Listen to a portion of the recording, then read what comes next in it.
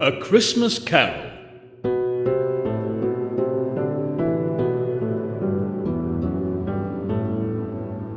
by Charles Dickens.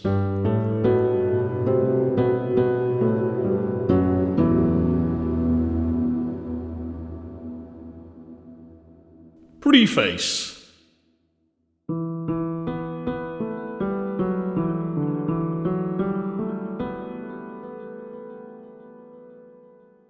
I have endeavoured, in this ghostly little book, to raise the ghost of an idea, which shall not put my readers out of humour with themselves, with each other, with the season, or with me. May it haunt their houses pleasantly, and no one wish to lay it. Their faithful friend and servant, Charles Dickens.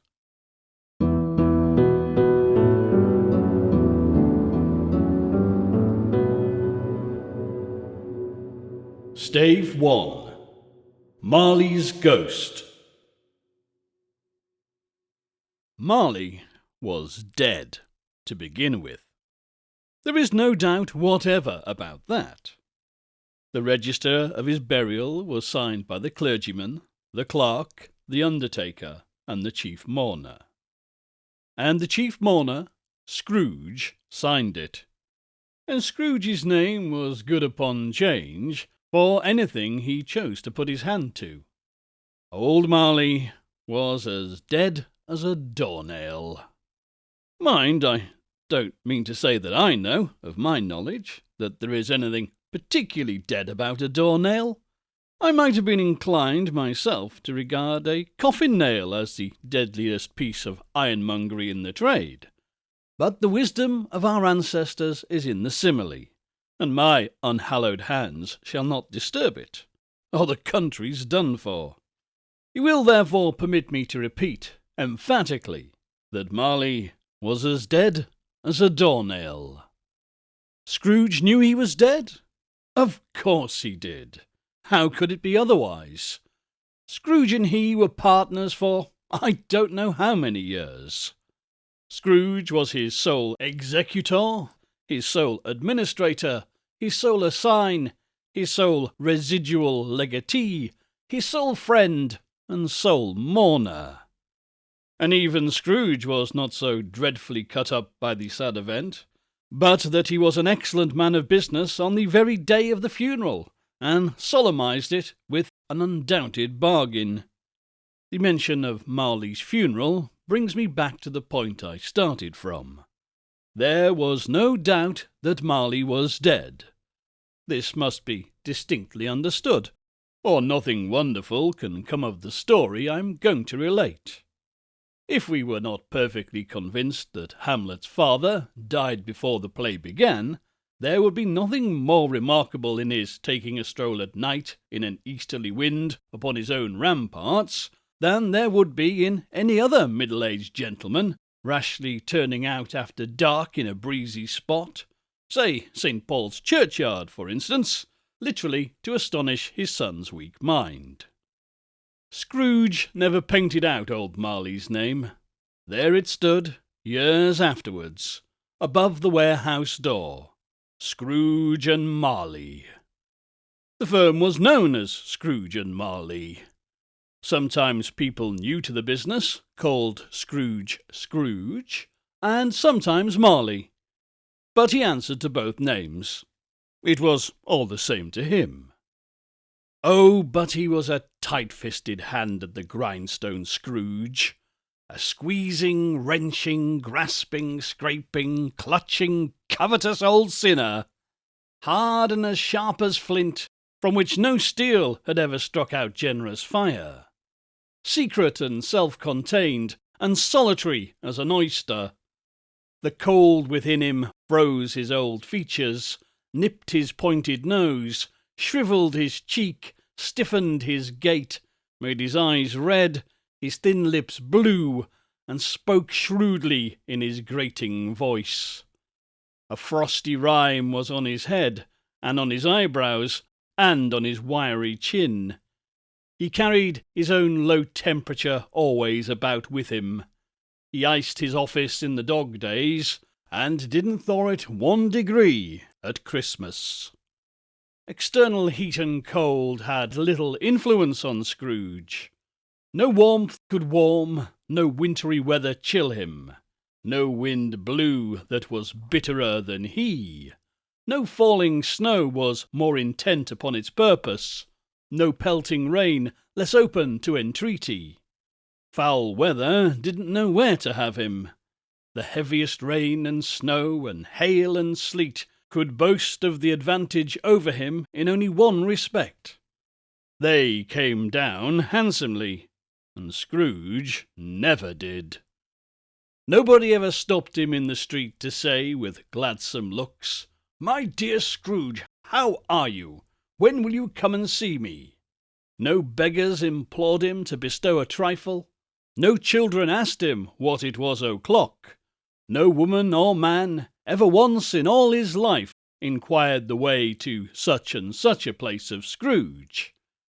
Even the blind men's dogs appeared to know him, and when they saw him coming on, would tug their owners into doorways and up courts, and then would wag their tails, as though they said, "No eye is better than an evil eye, dark master."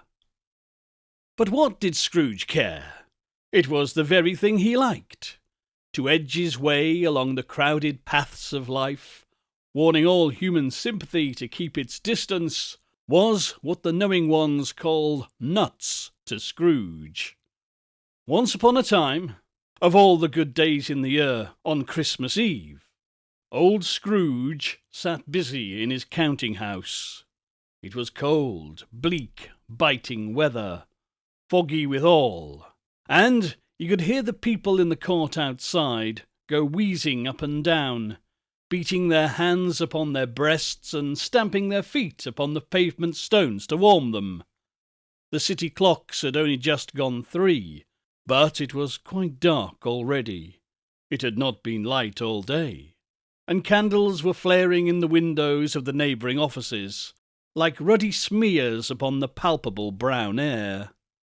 The fog came pouring in at every chink and keyhole, and was so dense without that, although the court was of the narrowest, the houses opposite were mere phantoms.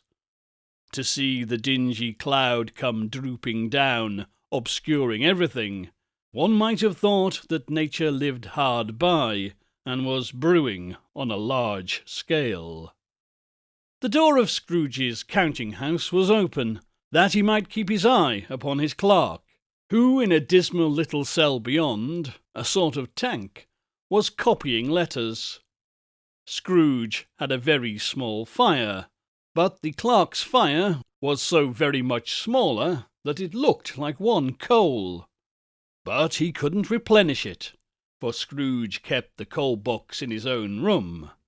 And so surely as the clerk came in with the shovel, the master predicted it would be necessary for them to part.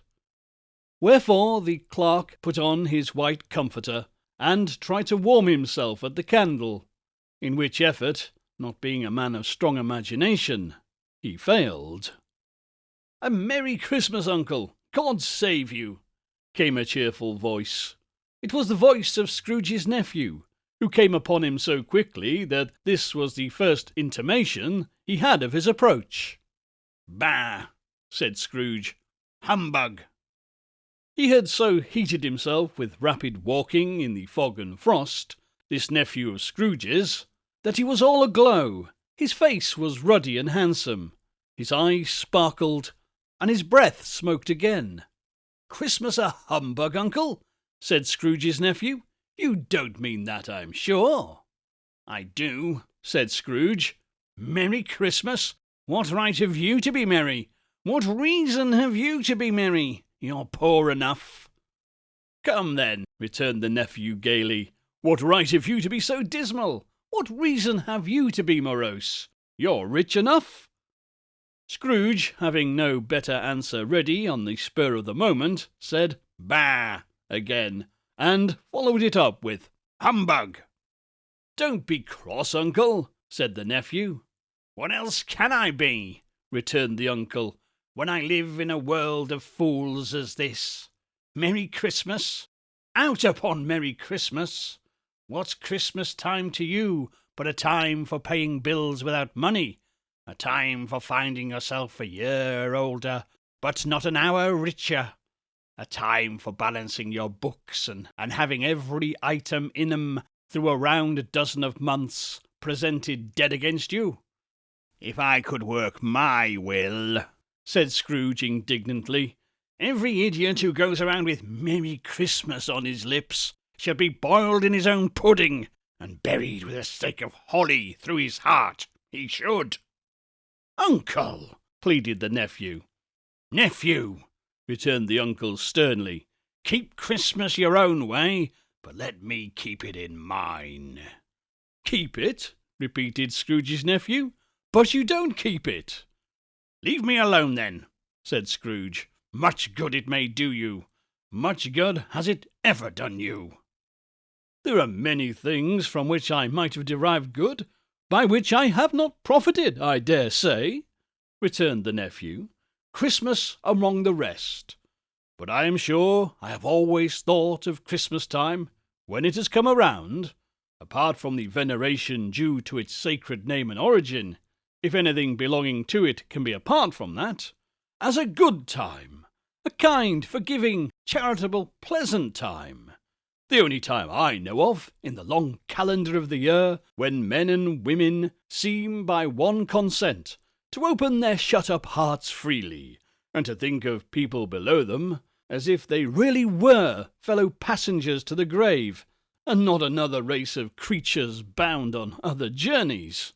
And therefore, uncle, though it has never put a scrap of gold or silver in my pocket, I believe it has done me good, and will do me good, and I say, God bless it. The clerk in the tank involuntarily applauded. Becoming immediately sensible of the impropriety, he poked the fire and extinguished the last frail spark forever. Let me hear another sound from you, said Scrooge, and you'll keep your Christmas by losing your situation. You're quite a powerful speaker, sir, he added, turning to his nephew. I wonder you don't go into Parliament.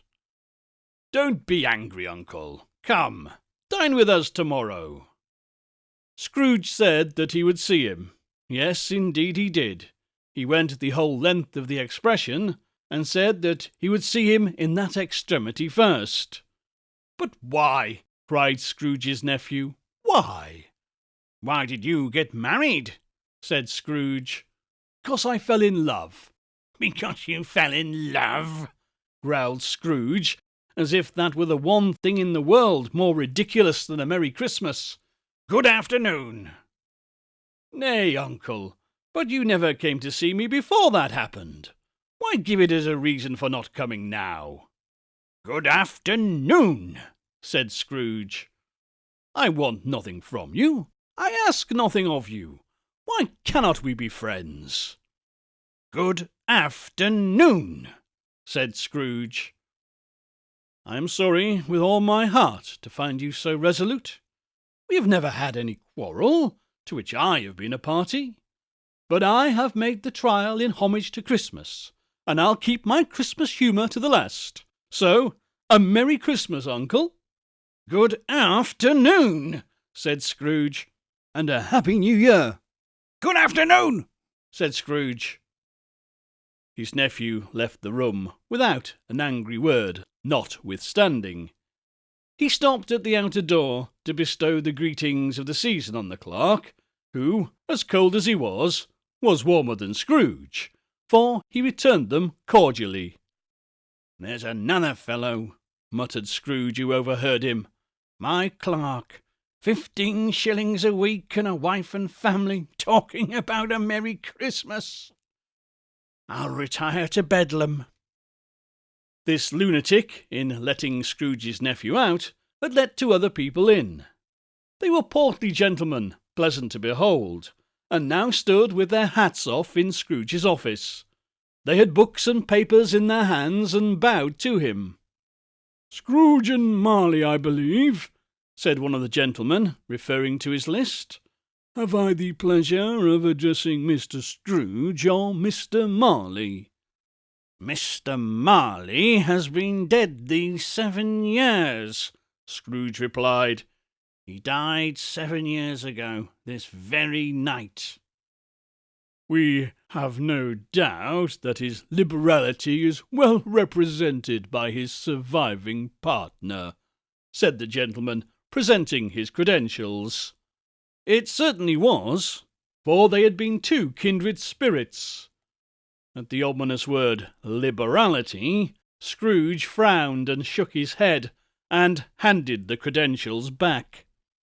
"At this festive season of the year, Mr. Scrooge," said the gentleman, taking up a pen, "it is more than usually desirable that we should make some slight provision for the poor and destitute, who suffer greatly at the present time. Many thousands are in want of common necessaries. Hundreds of thousands are in want of more common comforts, sir." "Are there no prisons?" asked Scrooge. "Plenty of prisons," said the gentleman, laying down the pen again. "And the union workhouses?" demanded Scrooge. "Are they still in operation?" "They are, still," returned the gentleman. "I wish I could say they were not." "The treadmill and the poor law are in full vigour, then?" said Scrooge. "Both very busy, sir." "Oh, I was afraid from what you said at first that something had occurred to stop them in their useful course," said Scrooge. "I'm very glad to hear it." "Under the impression that they scarcely furnish Christian cheer of mind or body to the multitude," returned the gentleman, "a few of us are endeavouring to raise a fund to buy the poor some meat and drink and means of warmth. We choose this time because it is a time, of all others, when want is keenly felt and abundance rejoices. What shall I put you down for?" "Nothing," Scrooge replied. "You wish to remain anonymous?" "I wish to be left alone," said Scrooge. "Since you ask me what I wish, gentlemen, this is my answer. I don't make merry myself at Christmas, and I can't afford to make idle people merry. I help support the establishments I have mentioned. They cost enough, and those who are badly off must go there." "Many can't go there, and many would rather die." "If they would rather die," said Scrooge, "they had better do it and decrease the surplus population. Besides, excuse me, I don't know that." "But you might know it," observed the gentleman. "It's not my business," Scrooge returned. "It is enough for a man to understand his own business, and not to interfere with other people's. Mine occupies me constantly. Good afternoon, gentlemen." Seeing that it would be useless to pursue their point, the gentleman withdrew. Scrooge resumed his labours with an improved opinion of himself, and in a more facetious temper than was usual with him.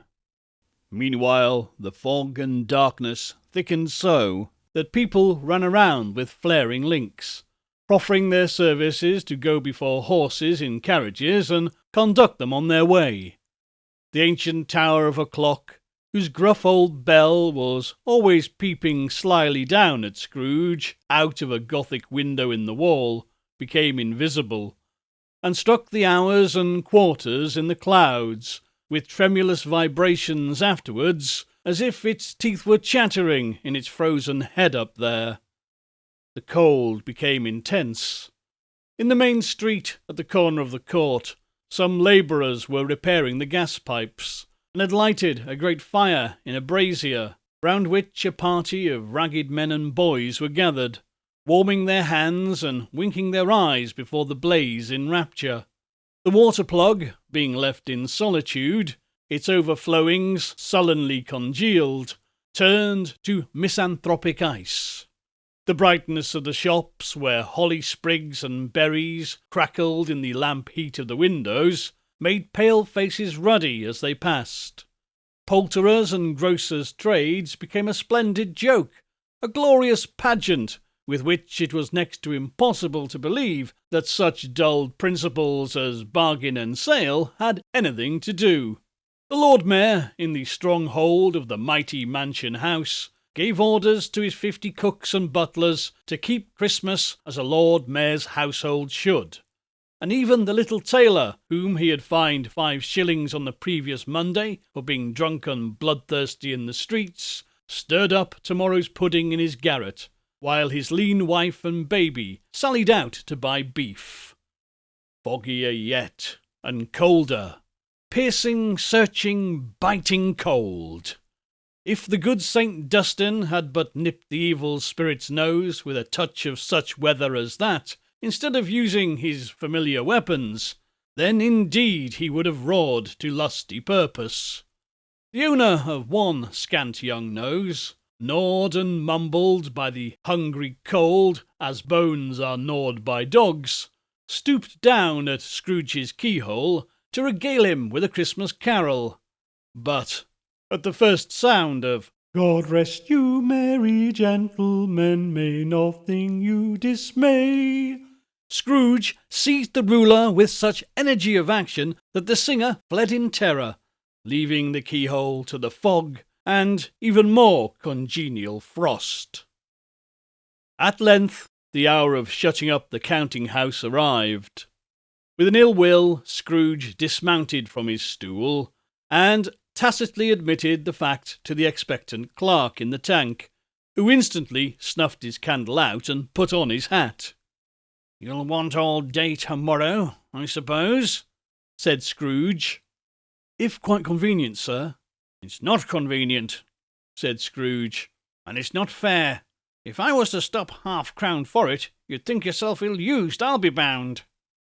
The clerk smiled faintly. "And yet," said Scrooge, "you don't think me ill-used, when I pay a day's wages for no work." The clerk observed that it was only once a year. "A poor excuse for picking a man's pocket every 25th of December," said Scrooge, buttoning his greatcoat to the chin. "But I suppose you must have the whole day. Be here all the earlier next morning." The clerk promised that he would, and Scrooge walked out with a growl. The office was closed in a twinkling, and the clerk, with the long ends of his white comforter dangling below his waist, for he boasted no greatcoat, went down a slide on Cornhill, at the end of a lane of boys 20 times, in honour of it being Christmas Eve, and then ran home to Camden Town as hard as he could pelt, to play at blind man's buff. Scrooge took his melancholy dinner in his usual melancholy tavern, and having read all the newspapers, and beguiled the rest of the evening with his banker's book, went home to bed. He lived in chambers which had once belonged to his deceased partner. They were a gloomy suite of rooms, in a lowering pile of building, up a yard, where it had so little business to be, one could scarcely help fancying that it must have run up there when it was a young house, playing hide-and-seek with the other houses, and forgotten its way out again. It was old enough now, and dreary enough, for nobody lived in it but Scrooge, the other rooms all being let out as offices. The yard was so dark that even Scrooge, who knew its every stone, was fain to grope with his hands. The fog and frost hung so about the black old gateway of the house that it seemed as if the genius of the weather sat in mournful meditation upon the threshold. Now, it is a fact that there was nothing at all particular about the knocker on the door, except that it was very large. It is also a fact that Scrooge had seen it, night and morning, during his whole residence in that place. Also that Scrooge had as little as what is called fancy about him as any man in the City of London, even including, which is a bold word, the corporation, aldermen, and livery. Let it also be borne in mind that Scrooge had not bestowed one thought upon Marley, since his last mention of his 7 years dead partner that afternoon. And then, let any man explain to me, if he can, how it happened that Scrooge, having his key in the lock of the door, saw in the knocker, without it undergoing any intermediate process of change, not a knocker, but Marley's face. Marley's face. It was not in impenetrable shadow as the other objects in the yard were, but had a dismal light about it, like a bad lobster in a dark cellar. It was not angry or ferocious, but looked at Scrooge as Marley used to look, with ghostly spectacles turned up on its ghostly forehead. The hair was curiously stirred, as if by breath or hot air, and though the eyes were wide open, they were perfectly motionless. That and its livid colour made it horrible, but its horror seemed to be in spite of the face, and beyond its control, rather than a part of its own expression. As Scrooge looked fixedly at this phenomenon, it was a knocker again. To say that he was not startled, or that his blood was not conscious of a terrible sensation to which it had been a stranger from infancy, would be untrue. But he put his hand upon the key he had relinquished, turned it sturdily, walked in, and lighted his candle. He did pause, with a moment's irresolution, before he shut the door, and he did look cautiously behind it first, as if he half expected to be terrified by the sight of Marley's pigtail sticking out into the hall. But there was nothing on the back of the door, except the screws and the nuts which held the knocker on. So he said, "Pooh-pooh," and closed it with a bang. The sound resounded through the house like thunder. Every room above, and every cask in the wine merchant's cellars below, appeared to have a separate peal of echoes of its own. Scrooge was not a man to be frightened by echoes. He fastened the door and walked across the hall and up the stairs, slowly too, trimming his candle as he went. You may talk vaguely about driving a coach and six up a good old flight of stairs, or through a bad young Act of Parliament. But I mean to say you might have got a hearse up that staircase, and taken it broadwise, with the splinter bar towards the wall and the door towards the balustrades, and done it easily. There was plenty of width for that, and room to spare, which is perhaps the reason why Scrooge thought he saw a locomotive hearse going on before him in the gloom. A half-dozen gas lamps out on the street wouldn't have lighted up the entry too well, so you may suppose that it was pretty dark with Scrooge's dip. Up Scrooge went, not caring a button for that. Darkness is cheap, and Scrooge liked it. But before he shut his heavy door, he walked through his rooms to see that all was right. He had just enough recollection of the face to desire to do that. Sitting room, bedroom, lumber room, all as they should be. Nobody under the table, nobody under the sofa. A small fire in the grate, spoon and basin ready, the little saucepan of gruel, Scrooge had a cold in his head, upon the hob. Nobody under the bed. Nobody in the closet. Nobody in his dressing gown, which was hanging up with a suspicious attitude against the wall. Lumber room as usual. Old fireguard, old shoes, 2 fish baskets, washing stand on 3 legs, and a poker. Quite satisfied, he closed his door and locked himself in. Double locked himself in, which was not his usual custom. Thus secured against surprise, he took off his cravat, put on his dressing gown and slippers, and his nightcap, and sat down before the fire to take his gruel. It was a very low fire indeed, nothing on such a bitter night. he was obliged to sit close to it and brood over it before he could extract the least sensation of warmth from such a handful of fuel. The fireplace was an old one, built by some Dutch merchant long ago, and paved all round with quaint Dutch tiles, designed to illustrate the scriptures. There were Cains and Abels, Pharaoh's daughters, Queens of Sheba, angelic messengers descending through the air on clouds like feather beds, Abrahams, Belshazzars, apostles putting off to sea in butter boats, hundreds of figures to attract his thoughts. And yet that face of Marley, 7 years dead, came like the ancient prophet's rod and swallowed up the whole.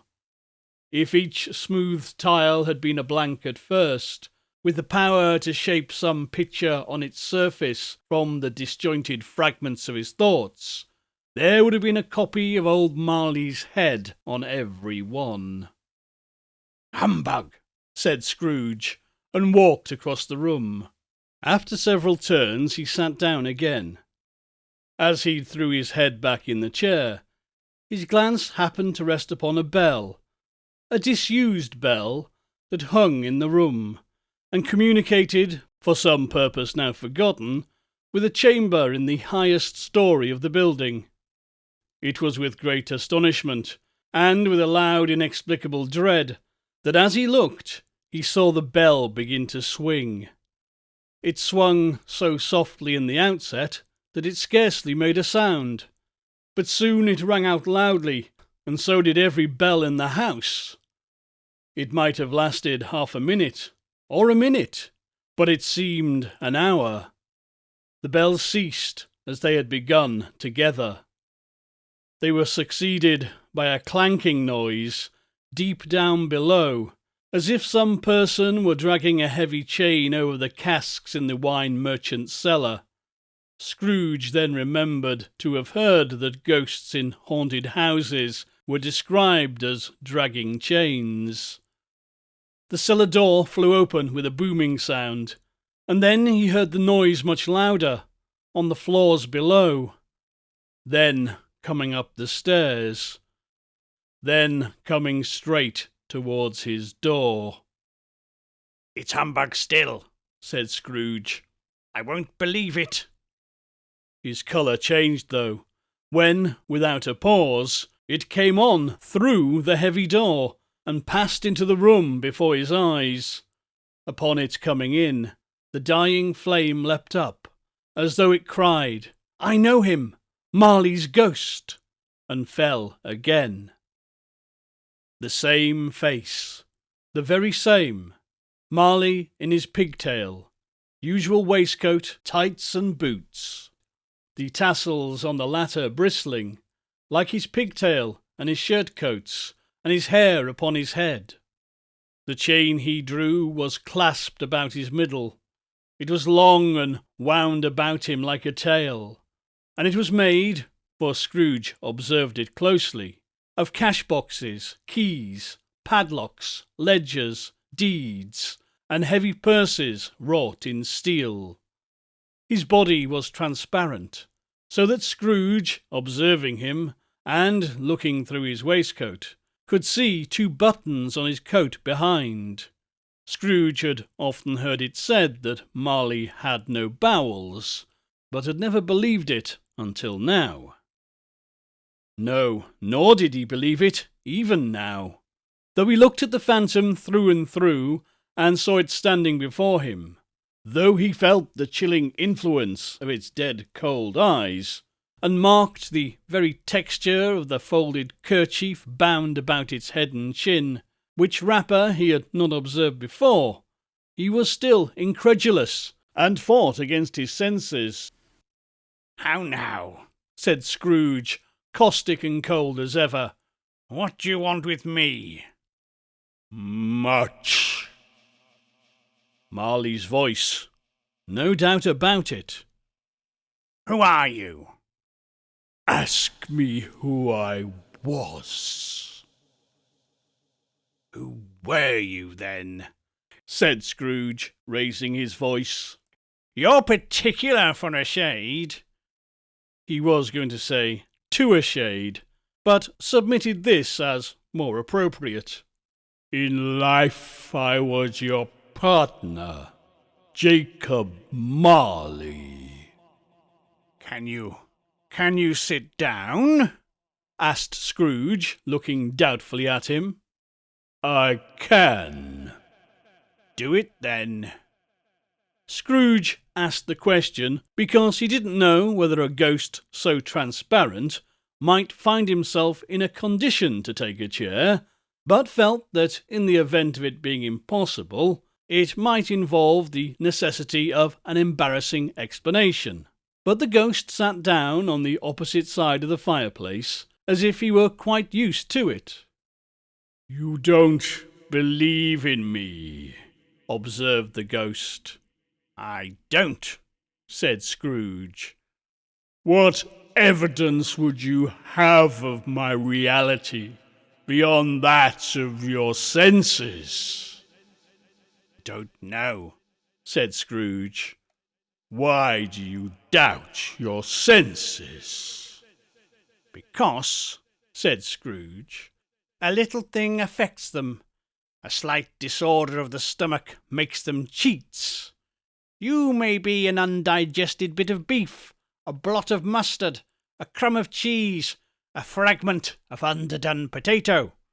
There's more of gravy than of the grave about you, wherever you are."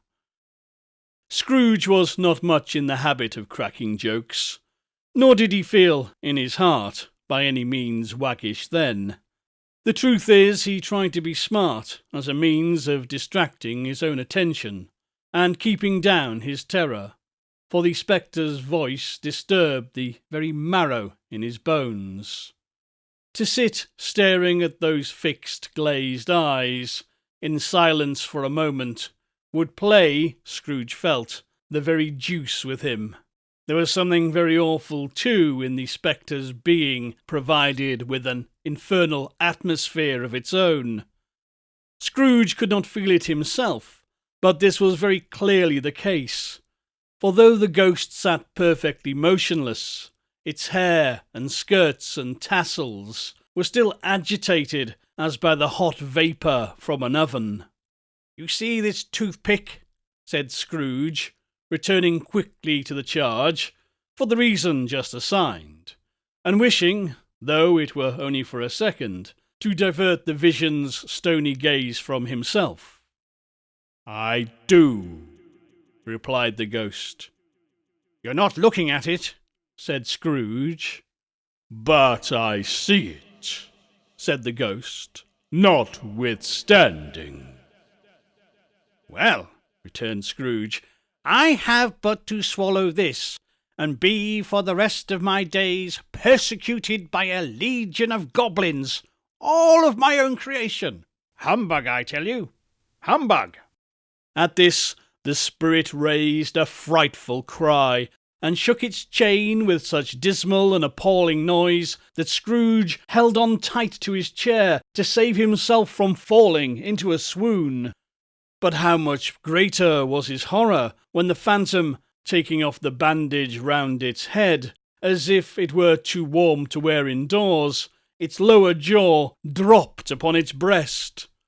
Scrooge fell upon his knees and clasped his hands before his face. "Mercy," he said, "dreadful apparition, why do you trouble me?" "Man of worldly mind, do you believe in me or not?" replied the ghost. "I do," said Scrooge. "I must. But why do spirits walk the earth, and why do they come to me?" "It is required of every man," the ghost returned, "that the spirit within him should walk abroad among his fellow men, and travel far and wide.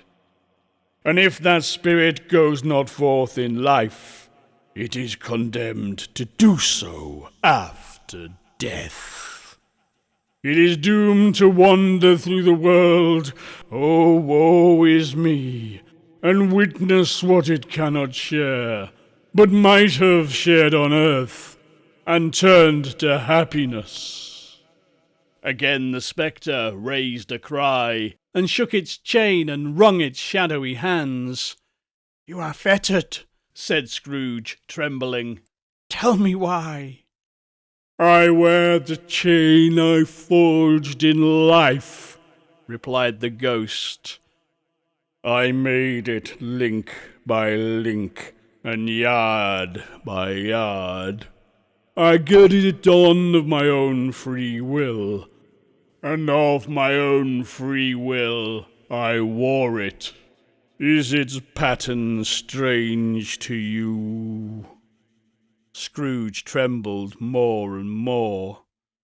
"Or would you know," pursued the ghost, "the weight and length of the strong coil you bear yourself?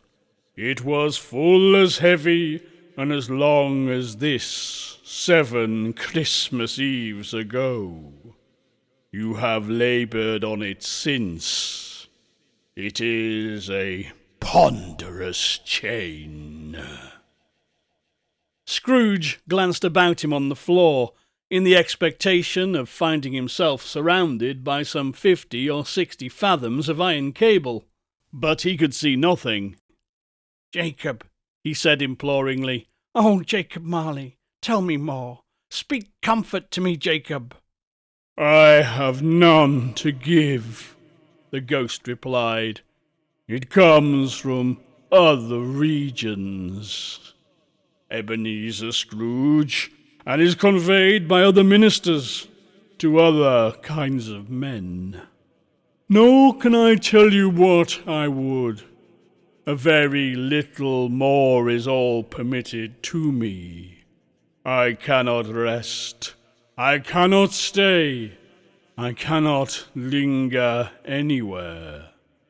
My spirit never walked beyond our counting house. Mark me. In life my spirit never roved beyond the narrow limits of our money-changing hole, and weary journeys lie before me." It was a habit with Scrooge, whenever he became thoughtful, to put his hands into his breeches pocket. Pondering on what the ghost had said, he did so now, but without lifting up his eyes or getting off his knees.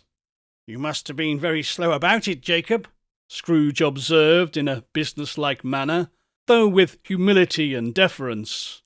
"Slow?" the ghost repeated. 7 years dead," mused Scrooge, "and travelling all the time." "The whole time," said the ghost.